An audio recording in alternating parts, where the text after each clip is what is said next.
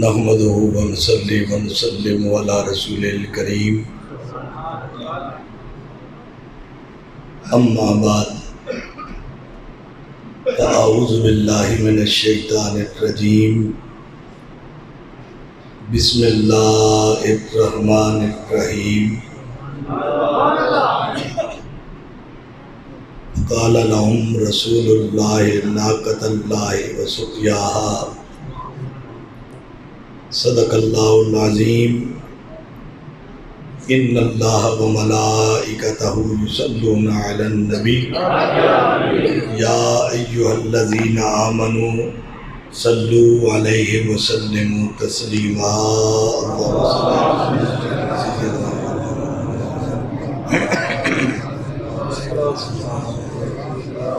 الصلاۃ والسلام علیک یا رسول اللہ وعلی آلک و اصحابک یا حبیب اللہ. سب حضرات پڑھیں الصلاۃ والسلام علیک یا رسول اللہ وعلی آلک و اصحابک یا حبیب اللہ.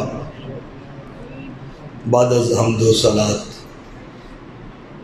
قابل قدر حاضرین مکرم السلام علیکم ورحمۃ اللہ وبرکاتہ. بعد السلام آج کی یہ خوبصورت سالانہ محفل بسلسلہ عظمت اہل بیت انعقاد پذیر ہے. میں اس کے انعقاد پر اور اپنے یہاں آنے پر اللہ کا شکر ادا کرتا ہوں اور مشکور ہوں اس خوبصورت جامع مسجد کے محراب و منبر کے وارث پیکریج و انکسار عالم بعمل حضرت علامہ صاحبزادہ محمد سلیمان نقشبندی دامت برکاتہ العالیہ کا کہ جنہوں نے بڑی محبتوں سے آج دوسری بار یہاں مجھے آنے کا حکم دیا. شکر ہے باری تعالیٰ کا جس نے آنے کی یہاں توفیق عطا فرمائی. گرامی قدر حضرات، مجھ سے قبل آپ نے ایک خوبصورت خطاب سنا ہے. خطیب اہل سنت، خطیب پاکستان، واعظ شیریں بیان حضرت علامہ مولانا وسیم گل صابری دامت برکاتہ العالیہ کا باوجود علالت کے آپ نے خوبصورت بیان کیا. ان کے اس خوبصورت بیان کے بعد میرے بیان کی کوئی حیثیت نہیں، کیونکہ میں نے بھی سنا میں ایک طالب علم ہوں. بطور مہمان ہونے کے حضرت قبلہ صاحب صاحب نے یہاں کھڑے کر دیا تو علامہ صاحب کی تقریر والا ذوق آپ نے یاد رکھنا ہے. میری ٹوٹی پھوٹی باتیں ہوں گی. آپ فرما رہے تھے شیریں بیان، شیریں تو ختم ہے لیکن بیان کچھ نہ کچھ میں آپ کے سامنے کر دوں گا. اللہ پاک حق سچ بولنے کی توفیق عطا فرمائے، حق سچ پر ہم سب کو عمل کی توفیق عطا فرمائے. اس وقت پورے عالم اسلام میں جہاں بھی مومن مسلمان بس رہے ہیں، بالخصوص 10 محرم الحرام کو اور اس مہینے محرم الحرام شریف میں مختلف انداز سے اپنی محبتوں کا اظہار بارگاہ اہل بیت میں کرتے ہیں. آپ احباب نے بھی ہر سال کی طرح محفل کا انعقاد کیے ہوئے ہے. دعا ہے اللہ پاک اپنی بارگاہ میں ہم سب کی ان محبتوں کو قبول فرمائے. اہل بیت کی محبت ہمارا ایمان ہے، اور بغیر محبت اہل بیت وہ سینہ مسلمان ہو نہیں سکتا۔ ہم الحمدللہ سرکار کے تمام صحابہ سے محبت کرنے والے ہیں، کریم آقا صلی اللہ علیہ وسلم کی پیاری آل سے محبت کرنے والے ہیں، ہم آل سنت ہیں۔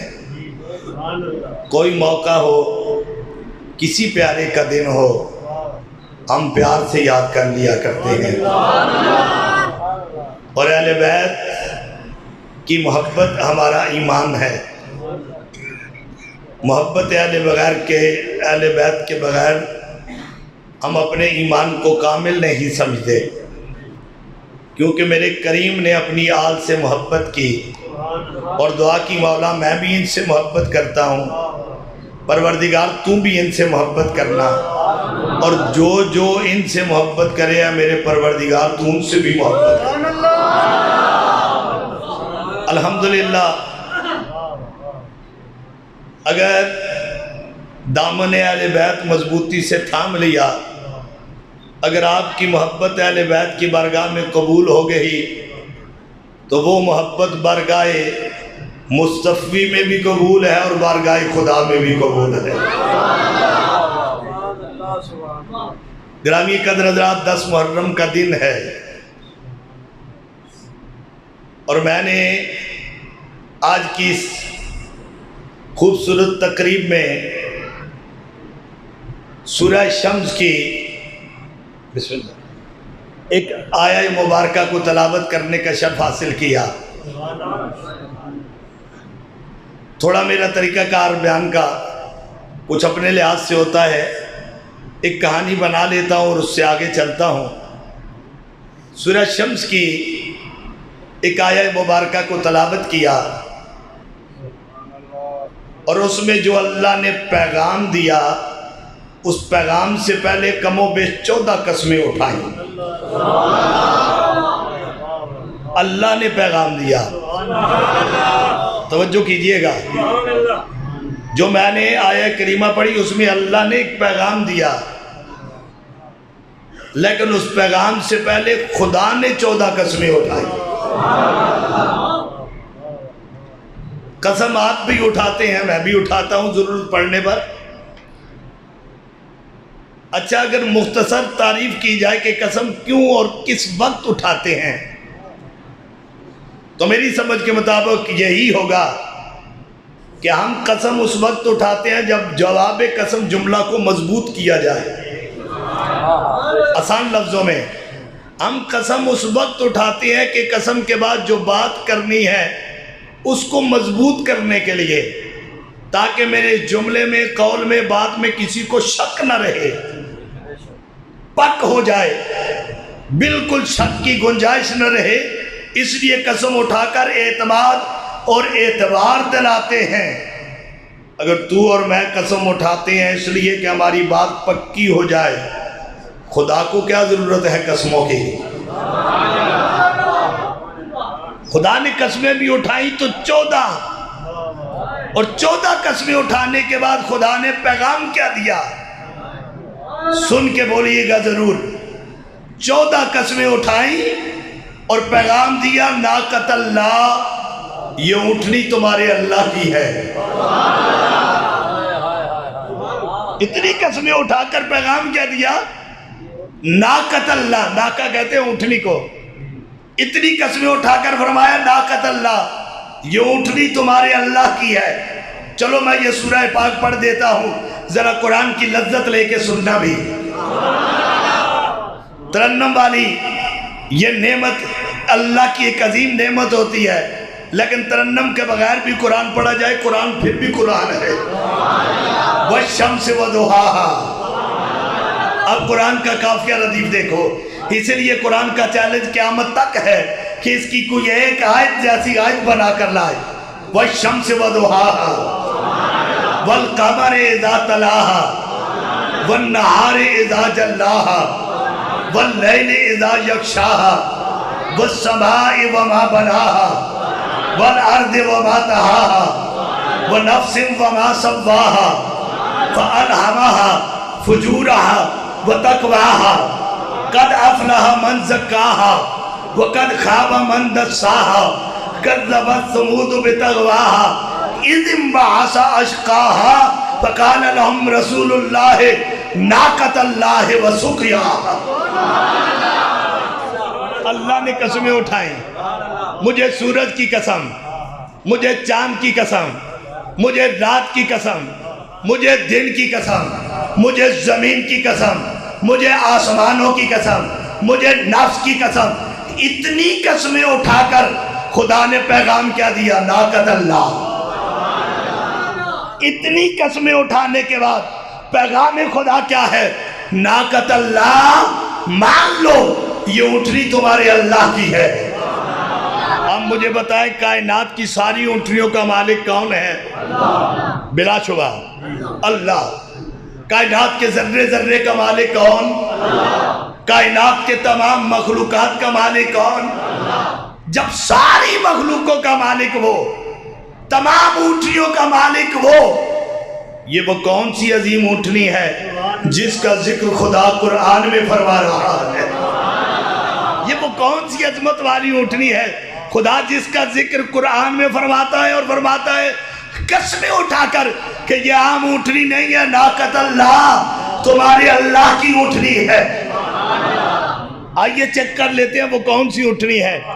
قربان جائے اللہ کے ایک پیغمبر جناب حضرت سیدنا صالح علیہ السلام، اللہ کے ایک پیغمبر جناب حضرت سیدنا صالح علیہ السلام، جب آپ نے نبوت کا اعلان کیا، جب نبوت کا دعویٰ کیا، سامنے قوم سمود تھی، تو قوم سمود نے کہا آپ نبوت کا دعویٰ کر رہے ہیں، کیا نبوت کے دعوے پر کوئی دلیل ہے؟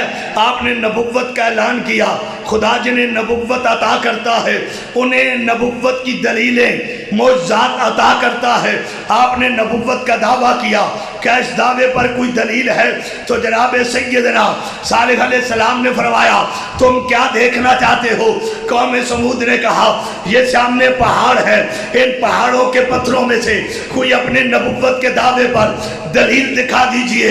مفسرین فرماتے ہیں جناب سیدنا صالح نے انگلی کا اشارہ کیا، ان پہاڑوں کے پتھروں میں سے ایک اونٹنی کو پیدا کر کے دکھا دیا۔ انگلی کا اشارہ کیا، ہمبل والی اونٹنی، انگلی کا اشارہ کیا، ان پہاڑوں کے پتھروں میں سے ایک اونٹنی کو پیدا کر کے دکھا دیا۔ ہم اہل سنت ٹچ لگاتا جاؤ، پھر کوئی تعجب نہ کرے اگر سیدنا صالح انگلی کا اشارہ کر کے پہاڑوں کے پتھروں میں سے اونٹنی پیدا کر سکتے ہیں۔ حسنین کے نانا اشارہ کریں، پتھر کملی والے پہ کلمہ کیوں نہ پڑھے؟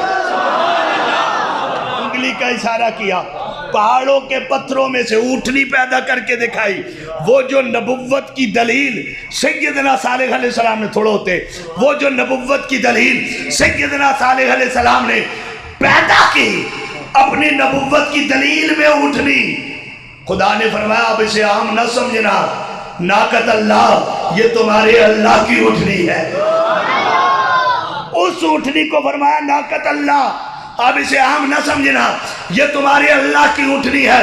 آج کی میری تقریر کا پاورفل جملہ آ گیا ہے، جو جوان بیٹھے ہیں بزرگوں کو تکلیف نہیں دیتا، اگر جوان یہ جملہ سمجھ کے تڑپ کر دل والے دروازے پہ دستک ہو، کنڈی کھول کے ہاتھ چاہ کے لب بھول کے ذرا سبحان اللہ فرمائیں گے تو پھر تو تقریر ہوگی، نہیں تو علامہ صاحب کی تقریر کا ذوق میرے اندر بھی باقی ہے۔ میں نے کہا مولا اگر یہ حضرت صالح کی نبوت کی دلیل بنی ہے، حضرت صالح کی نسبت بنی ہے تو اونٹنی ہے تو جانور، تو قرآن میں ذکر بھی کرتا ہے، اس کی شان بھی بیان کرتا ہے، تھا تو جانور، جواب کیا ملا؟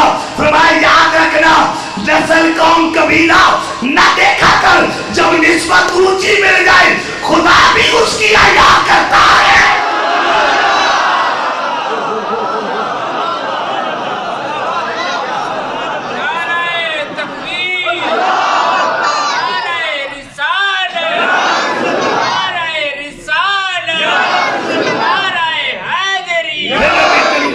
میں نے کہا مالک نبوت کی دلیل اونٹنی بنی ہے تو جانور، ہے تو جانور، ہے تو جانور، تو جانور دلیل بنی اس نسبت کی وجہ سے۔ اے پروردگار تو قرآن میں 14 قسمیں اٹھا کر اس کا ذکر کر رہا ہے تو جانور، فرمایا قوم قبیلہ نسل نہ دیکھا کر، جب نسبت اونچی مل جائے تیرا رب نسبت کی وجہ سے عزتوں کا شملہ بلند کر دیتا۔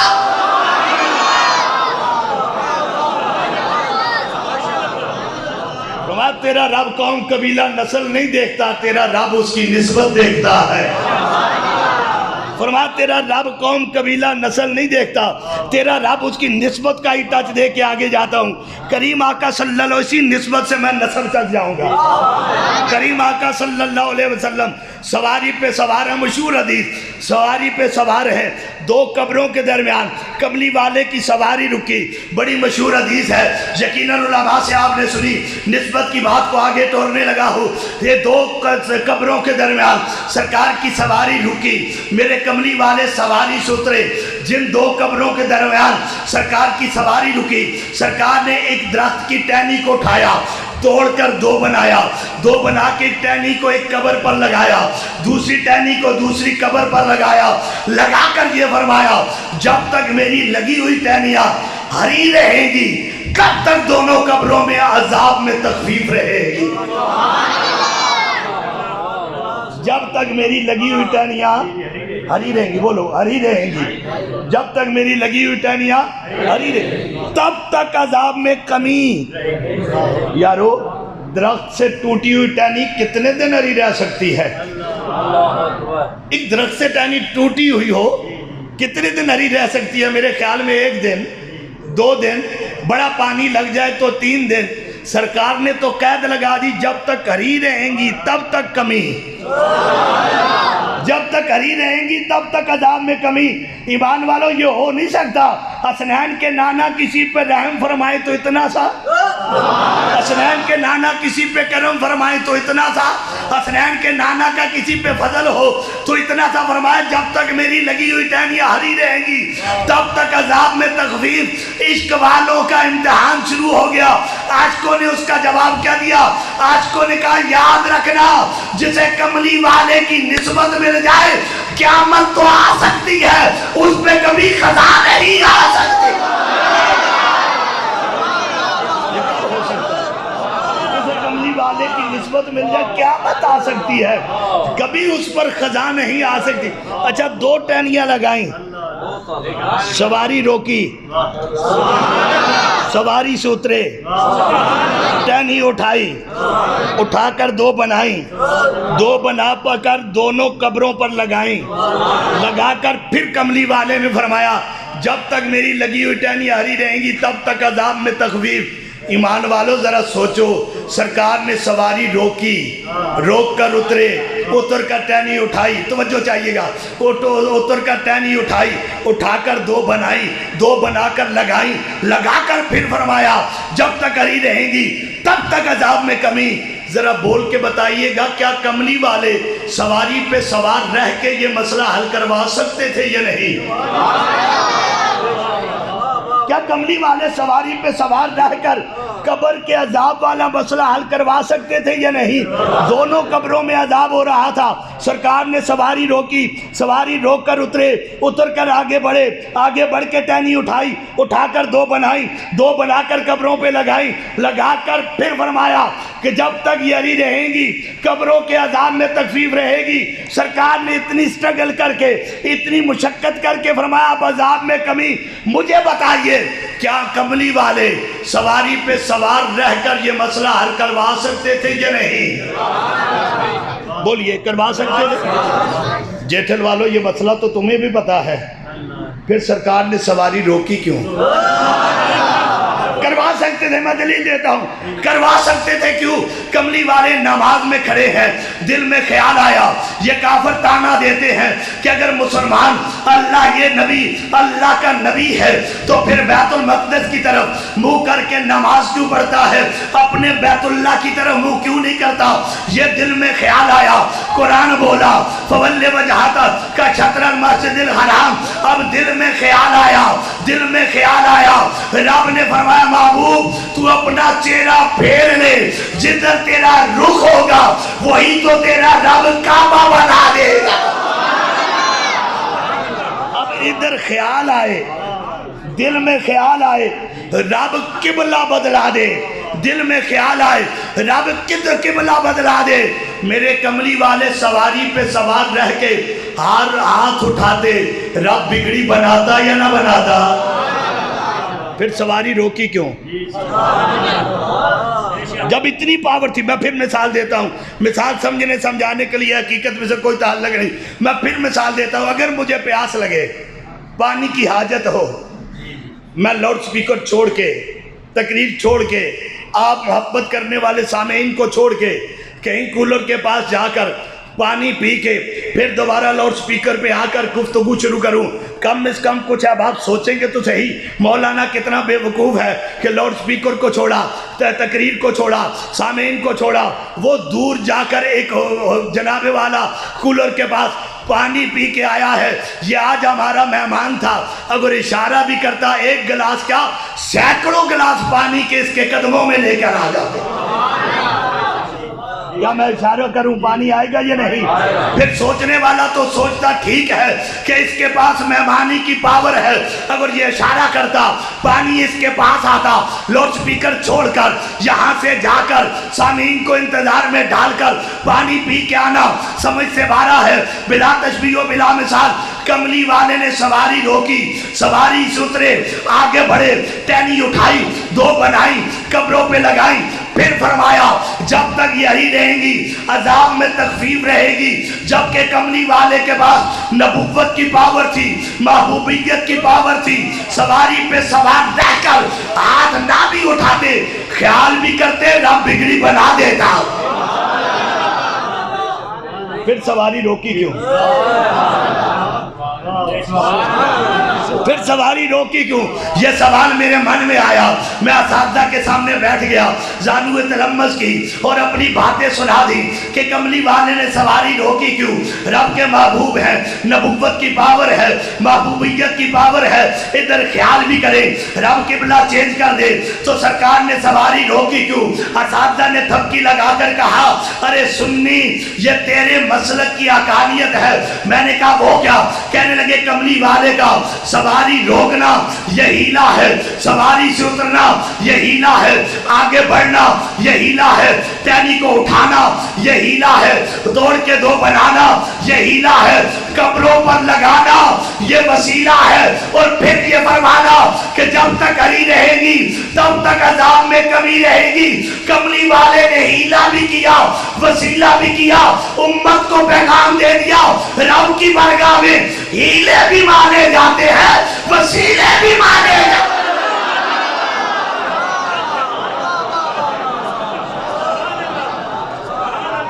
हीले भी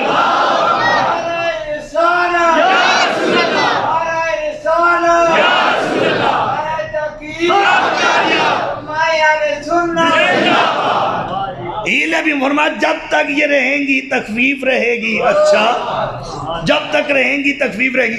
अब मुझे ये बताइए वो टहनियाँ कब्र के ऊपर करेंगी क्या? सोचने की बात है, कुछ तो करेंगी। कुरान और हदीस के मुताबिक वो कब्र पर अल्लाह की तस्बीह पढ़ेंगी, वो कब्र पर अल्लाह की तस्बीह पढ़ेंगी, जिधर झूमेंगी सुबहान अल्लाह अल्हम्दुलिल्लाह, वो अल्लाह की तारीफ करेंगी, अल्लाह की तस्बीह पढ़ेंगी। अच्छा, उन टहनियों का फायदा किसे पहुंचेगा? कब्र वालों को।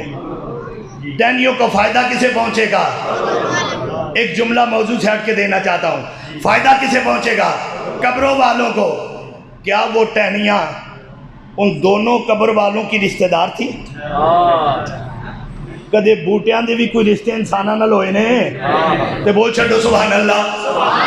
क्या وہ ٹہنیاں ان قبر والوں کی رشتہ دار تھی؟ نہیں، وہ قبر کے اوپر جھوم کر اللہ کی تسبیح پڑھیں گی، ان کے پڑھنے کا فائدہ کسے ہوگا؟ قبر والوں کو ہوگا۔ آخر تک بھائی اپنے مسلک کی حقانیت سمجھ آئے تو بولے ضرور، یہی تو سنی کا عقیدہ ہے۔ اگر درخت اور آدو بجائے پڑھے قبر والے کو فائدہ ہو سکتا ہے، ایک بیٹا قرآن پڑھے تو باپ کو فائدہ کیوں نہیں ہوگا؟ اس کا فائدہ ہوگا۔ اچھا وہ قبر والوں کا، اچھا وہ اوپر پڑھیں گی تسبیح، قبر والوں کا عذاب ٹلے گا۔ مجھے یہ بتاؤ عذاب کوئی آسان کام ہے یا مشکل؟ اچھا بولو، جڑے آسان سمجھے نے وہ چپ رہے من۔ عذاب کوئی آسان کام ہے یا مشکل؟ یہ مشکل ٹلی کے نہیں۔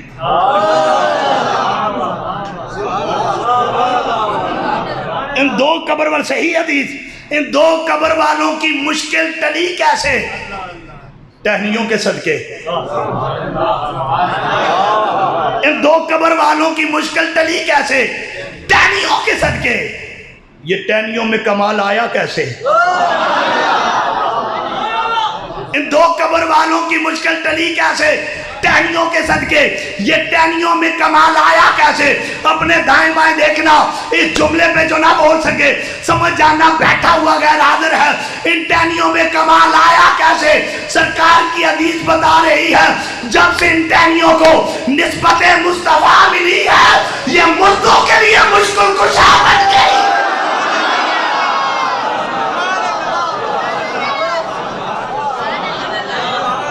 جب سے یہ ٹہنیاں، ان ٹہنیوں کو نسبت مصطفیٰ ملی ہے یہ مردوں کے لیے مشکل کشا بن گئی ہے۔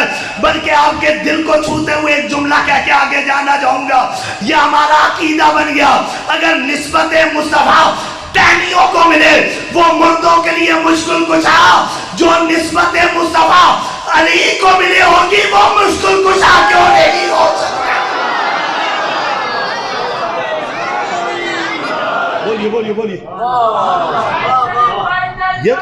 بولیے بولیے۔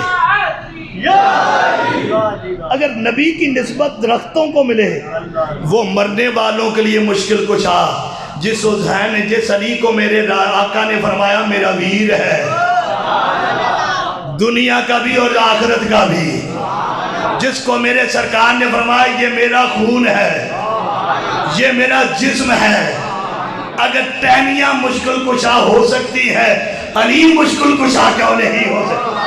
بات نسبت کی، ناقت اللہ، بات یاد رکھنا، ناقت اللہ فرمایا یہ اونٹنی تمہارے رب کی ہے۔ میں نے عرض کی مالک یہ تو جانور ہے، تو اس کی اتنی عزت، اتنی شان، اتنی بلندی، رفت بیان کر رہا ہے۔ فرمایا یاد رکھنا جب نسبتیں اونچی مل جائے پھر نسل قوم قبیلہ نہیں دیکھا جاتا، اس کی اونچی نسبت کو دیکھا جاتا ہے۔ ناقت اللہ، اونٹنی سامنے کی، فرمایا یہ ہے میرے نبوت کی دلیل۔ جناب سیدنا صالح علیہ السلام نے نبوت کی دلیل اونٹنی سامنے کی، فرمایا یہ میرے نبوت کی دلیل ہے، اس کے دو چیزوں کا خیال رکھنا۔ اب توجہ کرنا، فرمایا اس کی دو چیزوں کا خیال رکھنا۔ کیا کیا؟ فرمایا ایک یہ کہ اس کے کھانے پینے کا خیال رکھنا، دوسرا یہ کہ اس کو کسی قسم کی تکلیف نہ پہنچے۔ دو چیزوں کا، ایک یہ اس کے کھانے پینے کا خیال رکھنا، دوسرا یہ اسے کسی قسم کی تکلیف نہ پہنچے۔ دو چیزوں کا خیال رکھنا۔ کس کی دو چیزوں کا؟ اونٹنی نہیں، اللہ کی اونٹنی۔ اونٹنیاں تو بڑی ہیں، فرمایا اس کی دو چیزوں کا خیال رکھنا، ایک یہ کہ اس کے کھانے پینے کا بڑا خیال رکھنا، اور دوسرا یہ اسے کسی قسم کی کوئی تکلیف نہ پہنچے۔ کس کی؟ ناقت اللہ، اللہ کی اونٹنی کی، اللہ کی اونٹنی کی۔ ایک جملہ یہ بھی کہہ دوں، یقیناً علماء اس کو سمجھیں گے بھی اور اتفاق بھی کریں گے۔ فرمایا ناقت اللہ، اللہ کی اونٹنی کے کھانے پینے کا خیال بھی رکھنا، اور اس بات کا خیال رکھنا اسے تکلیف نہ پہنچے۔ پتہ یہ چلا جو اللہ والا بن جائے، یہ قرآن کا حکم ہے، اس کو تکلیف بھی نہ پہنچایا کرو، اس کے کھانے پینے کا خیال بھی رکھا کرو۔ اگر کسی نے سیگا سمجھنا ہے ناقت اللہ اولیاء اللہ کو ملا کو دیکھ لو. جب کوئی اللہ والا بن جائے اس کی دو چیزوں کا خیال رکھنا چاہیے. ایک اس کے کھانے پینے کا, دوسرا اسے کوئی تکلیف نہ پہنچے. اب یہ ناقت اللہ کی اونٹنی قوم سمود کے سامنے صالح علیہ السلام نے نبوت کی دلیل پیش کی اور خود چلے. قوم سمود کھڑی ہے سامنے اونٹنی. اب قرآن بولا توجہ کرنا, تو میں گفتگو ٹریک پہ چاڑنے لگا ہوں. ایک شکی شخص اٹھا, ایک بدبخت اٹھا. ایک قرآن کہہ رہا ہے اذم بعثا اشقاہا, ایک بدبخت اٹھا, نیام سے تلوار نکالی, اللہ کی اونٹنی کے قریب گیا, وار کر کے اللہ کی اونٹنی کی ٹانگیں کاٹ ڈالی. استغفر اللہ. وار کر کے اللہ کی اونٹنی کی ٹانگیں کاٹ ڈالی. اب ادھر ٹانگیں کٹی, خدا کا قرآن بولا فَدَمْدَمَ عَلَيْهِمْ رَبُّهُمْ بِذَنبِهِمْ فَسَوَّاهَا وَلَا يَخَافُ عُقْبَاهَا. ادھر اللہ کی اونٹنی کی ٹانگیں کٹی, ادھر خدا کا ساری بستی پہ عذاب نازل ہو گیا. ادھر ٹانگیں کٹی, ادھر اللہ کا ساری بستی پہ عذاب نازل ہو گیا. اچھا اس بستی میں بسنے والے کتنے تھے؟ اس بستی کے باسی کتنے تھے؟ مختلف روایات کے مطابق مفسرین لکھتے ہیں اس بستی میں بسنے والے کم و بیش 70,000 افراد تھے. کتنے افراد تھے؟ کتنے افراد تھے؟ ان میں بوڑھے بھی, جوان بھی, بچے بھی, عورتیں بھی, بچیاں بھی, 70,000 افراد. عذاب ساری بستی پہ نازل ہوا. کیوں؟ آخر کیوں؟ غلطی ایک نے کی, عذاب سب پر کیوں؟ خدا نے خود فرمائی اذم بعثا اشقاہا, ایک بدبخت نے غلطی کی. مالک عذاب 70,000 پر کیوں؟ غلطی ایک نے کی, عذاب 70,000 پر کیوں؟ غلطی کرنے والے نے ایک جانور کو تکلیف دی, تو نے عذاب اشرف مخلوق پہ بھیج دیا. اشرف مخلوق کیا ہے؟ انسان. اشرف مخلوق کون ہے؟ انسان. مالک غلطی ایک نے کی, عذاب 70,000 پر کیوں؟ اس نے ایک جانور کو تکلیف دی, تو نے اپنی اشرف مخلوق پر عذاب نازل کر دیا. فرمایا اب اشرف اس وقت دیکھا جاتا ہے کہ جب یہ ہر لحاظ سے اپنے مالک کی فرما بردار ہو. جب کبھی کسی نبی کی نسبت کی توہین کریں گے, مالک پھر اشرف نہیں دیکھتا, اس توہین کو دیکھ کر سب کا مستحق بنا دیتا ہے عذاب کا.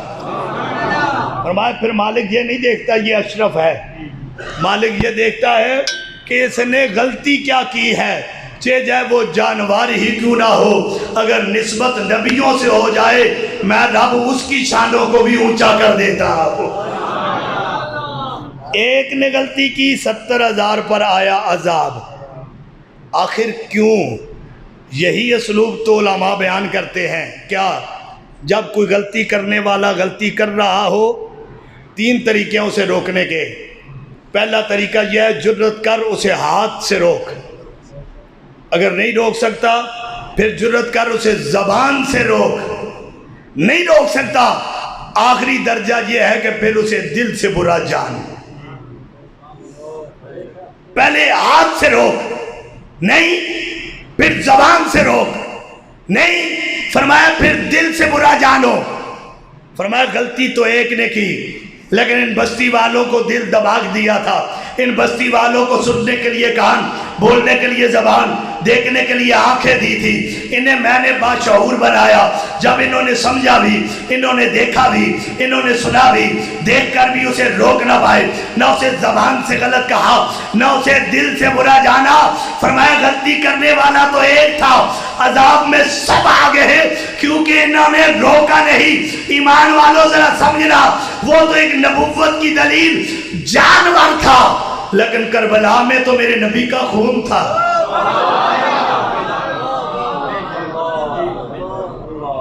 وہ تو ایک نبوت کی دلیل جانور تھا. اگر کوئی ایک تکلیف دے خدا 70,000 پر عذاب نازل کرے۔ کربلا میں تو میرے نبی کا خون تھا، کربلا میں تو دوش رسول پہ سواری کرنے والا تھا، کربلا میں تو میرے نبی کے ممبر پہ بیٹھنے والا تھا، کربلا میں تو میرے نبی کی انگلی پکڑ کر مدینے میں گھومنے والا تھا، کربلا میں تو نبوت کے سینے پہ کھیلنے والا تھا، کربلا میں تو وہ تھا جسے کملی والے سونگا کرتے تھے۔ فرمایا مجھے جنت کی خوشبو آتی ہے نواسوں سے۔ کربلا میں تو وہ تھے جو میرے نبی کا خون ہے۔ اب ذرا اندازہ کیجئے، ادھر جانور ایک نبی کی نسبت پالے، اگر ایک کوئی تکلیف دے عذاب الہی 70,000 پہ آ جائے، ادھر میرے نبی کا خون، میرے نبی کا پیارا، میرے نبی کا بیٹا، میرے نبی کا دلارا جس کا نام حسین ہے، جنتی جوانوں کا سردار ہے۔ پھر یہ نہ سمجھنا وقت کا یزید ایک تھا، قیامت تک جو یزید کے معاملے میں ذرہ برابر بھی نرم گوشہ ہے، جیسا عذاب کا مستحق وہ یزید تھا، ویسا قیامت تک اس کا اعلیٰ مہدی بھی یزید کی طرح ہی عذاب کا مستحق بنے گا۔ ایک یزید نہیں ہے، قیامت تک ذرہ برابر بھی۔ 3 طریقے ہیں، ہاتھ سے روکو نہیں، زبان سے روکو نہیں۔ اگر دل سے بھی کوئی یزید کو برا نہیں جانتا تو وہ یزید کی حمایت کر رہا ہے۔ جیسا یزید عذاب کا مستحق ہے، ویسا ہر اس کا حامی بھی مستحق ہوگا اسی عذاب کا جیسا یزید عذاب کا مستحق ہوگا۔ تو یہ تو میرے نبی کے نواسے ہیں جن سے میرے کریم نے پیار کیا۔ نسبت اور ہے، نسب اور ہے، نسبت اور ہے، نسب اور ہے۔ پھر اندازہ لگا کہ میں ایک بات کر کے آگے کربلا کی طرف ٹائم کو دیکھتے ہوئے جانا چاہوں گا۔ میرے کریم آقا صلی اللہ علیہ وسلم کے ماننے والوں، میلاد کا مہینہ آنے والا ہے۔ آپ نے دیکھا ہوگا میلاد النبی صلی اللہ علیہ وسلم میں جو عاشقان رسول ہیں، جو امتی ہیں، جو عاشق ہیں سرکار کے، ان کے ہاتھ میں ایک بیج ہوتا ہے، نالین رسول کا عکس ہوتا ہے۔ میں نے دیکھا ہے بچوں کو بھی، جوانوں کو بھی، بوڑھوں کو بھی، کوئی اسے سینے سے لگاتا ہے، کوئی اسے اپنے ماتھے کا جھومر بنا لیتا ہے۔ اچھا کبھی کسی سے پوچھ کے دیکھو یہ عکس نالین رسول ہے، تو اسے سر پہ کیوں لگا کے پھرتا ہے؟ سر پہ کیوں لگا کے پھرتا ہے؟ تو وہ جواب دے گا کیوں؟ اس لیے کہ یہ عکس نالین رسول نبی پاک کے قدمین سے نسبت والے نالین کیا عکس ہے، تصویر ہے۔ ہم اس کو مقام اپنے وجود کے سب سے افضل ترین جز کو دیتے ہیں، سر پہ رکھتے ہیں۔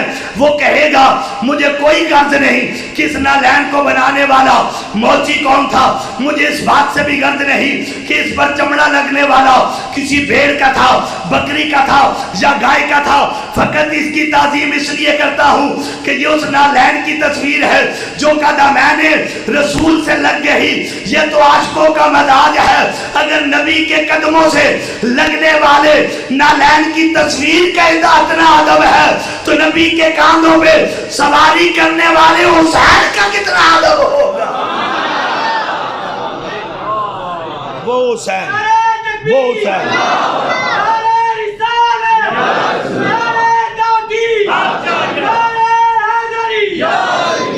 وہ حسین،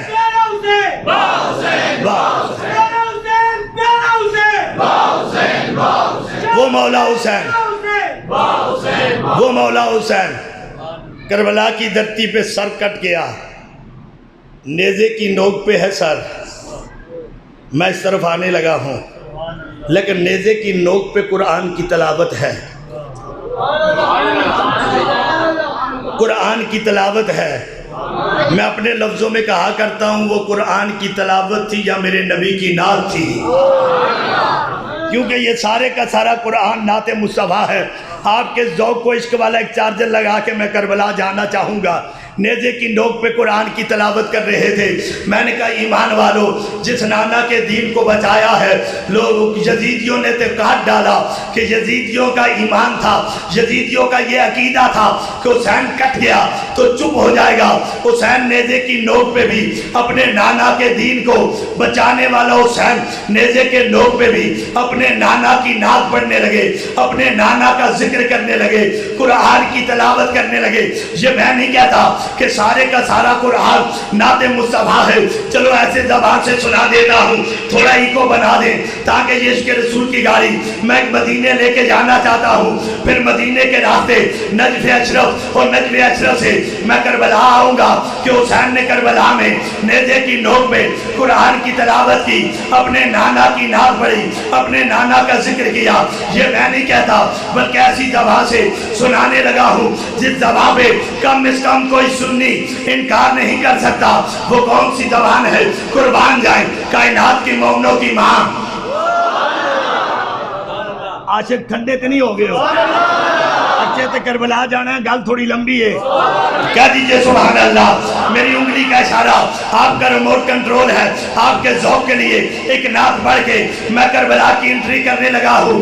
آپ کے ذوق کے لیے یہ انگلی کا اشارہ آپ کا ریموٹ کنٹرول ہے، جدھر انگلی کا اشارہ جائے ہاتھ اٹھا کے لب کھول کے سبحان اللہ کی صدا کرنی ہے، تاکہ آپ کے ذوق میں میں مدینے جاؤں اور مدینے سے نجف اشرف کے راستے میں کربلا پہنچوں۔ میں یہ عرض کر رہا تھا کائنات کی مومنوں کی ماں جناب حضرت ام المومنین حضرت سیدہ عائشہ صدیقہ رضی اللہ تعالی عنہ، آپ کی بارگاہ میں ایک صحابی رسول حاضر ہوتے ہیں، حاضر ہو کے عرض کرتے ہیں اے کائنات کی مومنوں کی ماں ہمیں کملی والے کی شان تو بتائیں، اے کائنات کی مومنوں کی ماں ہمیں کملی والے کا مقام تو بتائیں۔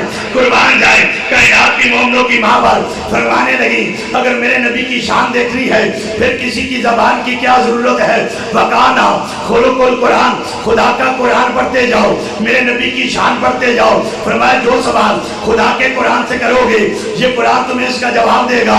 فرمایا اس قرآن سے میرے نبی کا نام پوچھو گے یہ قرآن بتائے گا، میرے نبی کا کام پوچھو گے یہ قرآن بتائے گا، میرے نبی کی شان پوچھو گے یہ قرآن بتائے گا، میرے نبی کی جان پوچھو گے یہ قرآن بتائے گا، میرے نبی کا کھانا پوچھو گے یہ قرآن بتائے گا، میرے نبی کا پینا پوچھو گے یہ قرآن بتائے گا، میرے نبی کا سینہ پوچھو گے یہ قرآن بتائے گا، میرے نبی کا سینہ پوچھو گے یہ قرآن بتائے گا، میرے نبی کا مدینہ پوچھو گے یہ قرآن بتائے گا، میرے نبی کا جانا پوچھو گے یہ قرآن بتائے گا، میرے نبی کا جانا پوچھو گے یہ قرآن بتائے گا، میرے نبی کا آنا پوچھو گے یہ قرآن بتائے گا، میرے نبی کا سونا پوچھو گے یہ قرآن بتائے گا، میرے نبی کا اٹھنا پوچھو گے یہ قرآن بتائے گا، میرے نبی کا چلنا پوچھو گے یہ قرآن بتائے گا، میرے نبی کا بیٹھنا پوچھو گے یہ قرآن بتائے گا، میرے نبی کا چہرہ پوچھو گے یہ قرآن بتائے گا، میرے نبی کی زلفیں پوچھو گے یہ قرآن بتائے گا، میرے نبی کی بیویاں پوچھو گے یہ قرآن بتائے گا، میرے نبی کی بیٹیاں پوچھو گے یہ قرآن بتائے گا، میرے نبی کے صحابہ پوچھو گے یہ قرآن بتائے گا، میرے نبی کے اہل بیت پوچھو گے یہ قرآن بتائے گا۔ چلو پھر میرے ساتھ صبر کرو، میں تمہیں قرآن کی سمندر کی لہروں پہ تراتا ہوا نبوت کے شان کے دروازے تک لے چلوں کہ حسین نیزے کی نوک پہ اپنے نانا کی نعت کیسے پڑھ رہے تھے۔ میں نے قرآن سے سوال کیا اے قرآن میرے نبی کا نام تو بتا، قرآن محمد رسول اللہ کہہ دیا۔ اے قرآن میرے نبی کی آمد تو بتا، قرآن لقد من اللہ علی المؤمنین اذ بعث فیہم رسولا کہہ دیا۔ اے قرآن میرے نبی کا چہرہ تو بتا، قرآن والضحیٰ کہہ دیا۔ اے قرآن میرے نبی کی زلفیں تو بتا، قرآن واللیل اذا سجا کہہ دیا۔ اے قرآن میرے نبی کا ماضی و مستقبل تو بتا، قرآن والآخرۃ خیر لک من الاولی کہہ دیا۔ اے قرآن میرے نبی کی یتیمی تو بتا، قرآن لم یجد کا یتیما فآویٰ کہہ دیا۔ اے قرآن میرے نبی کی جبین تو بتا، قرآن والقمر کہہ دیا۔ اے قرآن میرے نبی کا بولنا تو بتا، قرآن وما ینطق عن الہویٰ کہہ دیا۔ اے قرآن میرے نبی کی رحمت تو بتا، قرآن وما ارسلناک الا رحمت للعالمین کہہ دیا۔ اے قرآن میرے نبی کا اخلاق تو بتا، قرآن وانک لعلی خلق عظیم کہہ دیا۔ اے قرآن میرے نبی کے ہاتھ تو بتا، قرآن وما رمیت اذ رمیت دیا، ولیکن اللہ رما کہہ دیا، ید اللہ فوق ایدیہم کہہ دیا۔ اے قرآن میں نبی کا سینہ تو بتا، قرآن علم نشرح لکا صدرک کہہ دیا۔ اے قرآن میں نبی کی شان تو بتا، قرآن ورفعنا لکا ذکرک کہہ دیا۔ اے قرآن میں نبی کا جاننا تو بتا، قرآن سبحان الذی اسریٰ بعبدہ لیلا من المسجد الحرام کہہ دیا۔ اے قرآن میں نبی کا کوثر تو بتا، قرآن انا اعطیناک الکوثر کہہ دیا۔ اے قرآن میں نبی کی پیاری غار تو بتا، قرآن زما فی الغار کہہ دیا۔ اے قرآن میں نبی کا چلنا تو بتا، قرآن کل سیرو فی الارض کہہ دیا۔ اے قرآن میں نبی کی ہجرت تو بتا، قرآن زہرج الذین کفروا ثانی اثنین کہہ دیا۔ اے قرآن میں نبی کے کپڑے تو بتا، قرآن فتح کا فتح کہہ دیا۔ میں نبی کی عبادت تو بتا، قرآن رب کا فکبر کہہ دیا۔ اے قرآن میں نبی کا کمل و کملی تو بتا، قرآن یا ایھا المزمل کہہ دیا، یا ایھا المدثر کہہ دیا۔ اے قرآن میں نبی کا صدیق تو بتا، قرآن الذی اتقی کہہ دیا، والذی معہ کہہ دیا، والذی جاء بالصدق وصدق بہ کہہ دیا۔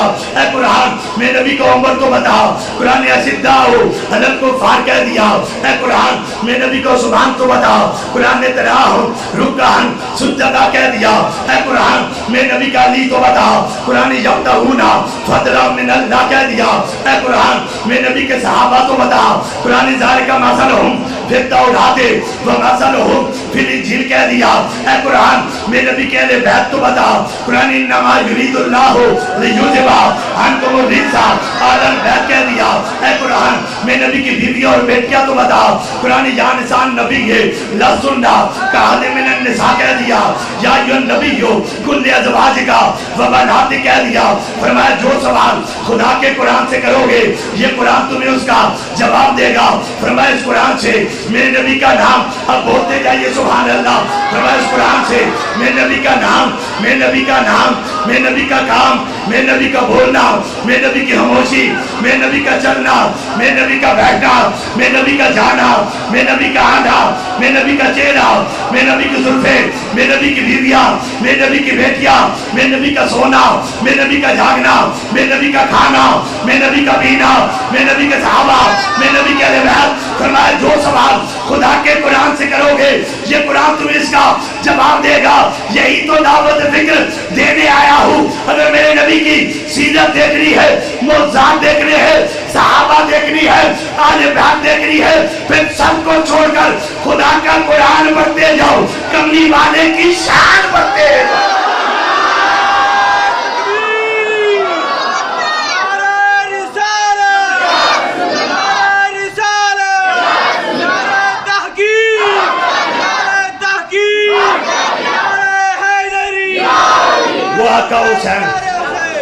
وہ آقا حسین 10 محرم کا دن طلوع ہو گیا، 10 محرم کا دن طلوع ہو گیا۔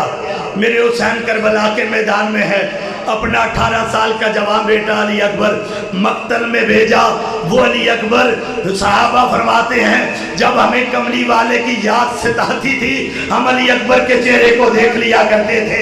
18 سال کا جوان بیٹا علی اکبر بھی کربلا کی دھرتی پہ قربان کیا، اپنا جوان قاسم بھی کربلا کی دھرتی پہ قربان کیا۔ ایک ایک کر کے جب سارے جانثار جام نوش شہادت کا جام پی چکے تو میرے آقا حسین اپنے گھوڑے کے قریب جاتے ہیں اور اپنا آخری خطبہ ایمان والوں ارشاد فرماتے ہیں، اور آخری خطبہ کے آخر میں میرے آقا حسین فرماتے ہیں، عرض کرتے ہیں مولا اے نیلی چھت والے مولا آج تو بھی دیکھ لے، حسین نے نانا کے دین کے لیے، تیرے دین کے لیے اپنا ایک ایک جانثار کربلا کی دھرتی پہ سوار کر کے شہید کروا دیا۔ 18 سال کا جوان علی اکبر شہید کروایا، اپنا جوان قاسم شہید کروایا۔ اے مولا تو بھی دیکھ لے، حسین تو سب کو سوار کر کے مقتل میں بھیجتا رہا، اب حسین کا بابا علی نہیں ہے جو حسین کو گھوڑے پہ سوار کر کے مقتل بھیجے، حسین کا ویر حسن نہیں ہے جو حسین کو گھوڑے پہ سوار کر کے مقتل بھیجے۔ ایمان والو یہی خطبہ جاری تھا تو اتنے میں خیمے سے ایک آواز آئی، وہ آواز کس کی تھی؟ وہ علی کی بیٹی زینب کی آواز تھی، وہ علی کی بیٹی زینب کی آواز تھی۔ زینب کہنے لگی بھائی حسین حسین اگر بابا علی نہیں ہے تو کیا ہے، اگر ویر حسن نہیں ہے تو کیا ہے، علی کی بیٹی زینب جو زندہ ہے، علی کی بیٹی زینب جو زندہ ہے۔ زینب خیمے سے باہر آئی، اپنے بھائی کے سر پہ دستار باندھی، ہاتھ میں حیدری ذوالفقار دے کر کہا جا بیٹا جا میرے بھائی، اگر تیرے خون سے نانا کے دین کا پرچم بلند ہوتا ہے تو ایک بہن اپنے بھائی کو بھی اجازت دیتی ہے۔ حسین اپنے گھوڑے پہ سوار ہو گئے، گھوڑے کی لگامیں تھام لی، حسین نے اپنے گھوڑے کو چابک لگائی، اپنے گھوڑے کو ایڑی لگائی۔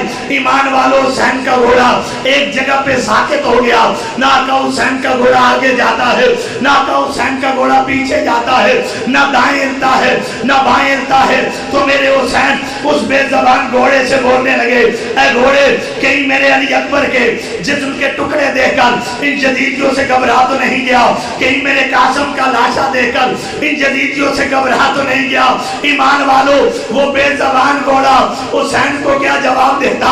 اتنے میں حسین کے کانوں میں ایک بچی کے رونے کی آواز آئی۔ میرے آقا حسین نے گھوڑے کی پچھلی ٹانگوں کو دیکھا، حسین کی 6 سال کی سکینہ گھوڑے کی ٹانگوں سے لپٹ کے رو رہی تھی، اور رو کے کہہ رہی تھی اے گھوڑے میرے بابا حسین کو نہ لے جانا، اس مقتل میں میرا ویر علی اکبر گیا، ان ظالموں نے شہید کر دیا، میرا ویر قاسم گیا، ان ظالموں نے شہید کر دیا، اگر میرے بابا بھی چلے گئے سکینہ رات کو کس کی لوریوں میں نیند کرے گی، سکینہ رات کو کس کی لوریوں میں نیند کرے گی۔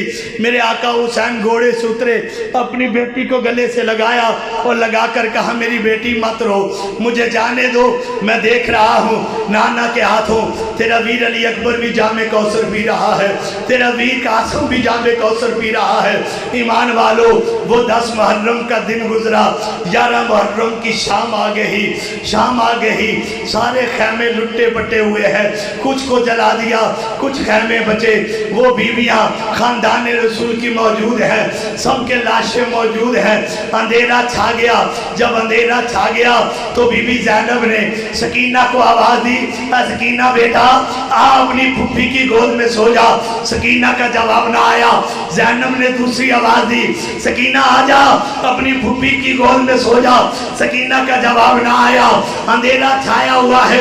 وہ زینب جو صبح سے لے کر شام تک نہ روئی، اب زینب بھی رو کے کہنے لگی سکینہ تو کہاں ہے، اب تجھے کون ڈھونڈنے جائے گا، تیرا ویر علی اکبر نہیں جو تجھے ڈھونڈ کے لائے، تیرا ویر قاسم نہیں جو تجھے ڈھونڈ کے لائے۔ جب زینب رو پڑی تو اتنے میں حسین کے لاشے سے آواز آئی میری بہن میرے قریب آ، میری بہن میرے قریب آ۔ زینب حسین کے لاشے کے قریب جاتی ہے تو کیا دیکھا، سکینہ اپنے بابا کے سینے پہ سر رکھ کے رو رہی تھی، سکینہ اپنے بابا کے سینے پہ سر رکھ کے رو رہی تھی۔ زینب نے اٹھا کے کہا بیٹی میرے سینے سے لگ جا۔ سکینہ رو کے کہتی ہے پھوپھی زینب میں تو اپنے بابا کے سینے پہ ہی سر رکھ کے سونا چاہتی ہوں، میں اپنے بابا کے سینے پہ ہی سر رکھ کے سونا چاہتی ہوں۔ ایمان والو ذرا دیکھو تو صحیح، میرے کملی والے نے جسے جنت کا شہزادہ کہا ہے، میرے کملی والے جنہیں جنت کا سردار کہہ رہے ہیں، میرے کملی والے کی اولاد کے ساتھ ان یزیدیوں نے کیا کیا۔ آج اگر ذرا رمک برابر بھی کوئی یزید کام آتی ہے، جیسا وہ یزید ہے ویسا کائنات میں یہ یزید ہے۔ ہم الحمدللہ حسینی ہیں اور قیامت تک ہم حسینی رہیں گے۔ اور کربلا کے میدان میں آقا حسین نے نیزوں، تلواروں، تیروں کے سائے تلے سجدہ دے کے بتا دیا کہ میرے نانے کی امتیوں دیکھ لو، میں نے اپنے بیٹے بتیجے جوان جانثار رائے خدا فی سبیل اللہ کے راہ میں شہید کروا کے بھی نیزوں، تلواروں اور تیروں کے سائے تلے بھی اذان کی آواز پر خدا کی نماز کو نہیں چھوڑا۔ اے ایمان والو جو مجھ سے پیار کرتے ہیں، حسین کی محبت یہ ہے کہ آپ نے یہ مجلس کا انعقاد کیا، حسین کی محبت یہ ہے آپ نے لنگر پکایا، فرمایا یہ محبت ہے۔ اذان کی آواز پر سر سجدے میں رکھنا یہ حسین کا مشن ہے، اور پھر سر کٹ بھی جائے نیزے کی نوک پہ قرآن کی تلاوت کرنا یہ حسین کا مشن ہے۔ حسین نے بتلا دیا جو حسینی ہوگا وہ اللہ کی بارگاہ میں سر چکائے گا نماز میں، اور ہر وقت قرآن کی تلاوت بھی کرے گا۔ الحمدللہ ہم اہل سنت ہیں، جو اذان کی آواز پر اللہ کی بارگاہ میں سر بسجود بھی ہوتے ہیں اور ہر وقت قرآن کی تلاوت بھی کرتے ہیں۔ خدا اہل بیت سے محبت کی توفیق عطا فرمائے اور کربلا والوں کے مشن پہ چلنے کی توفیق عطا فرمائے۔ وما علینا الا البلاغ۔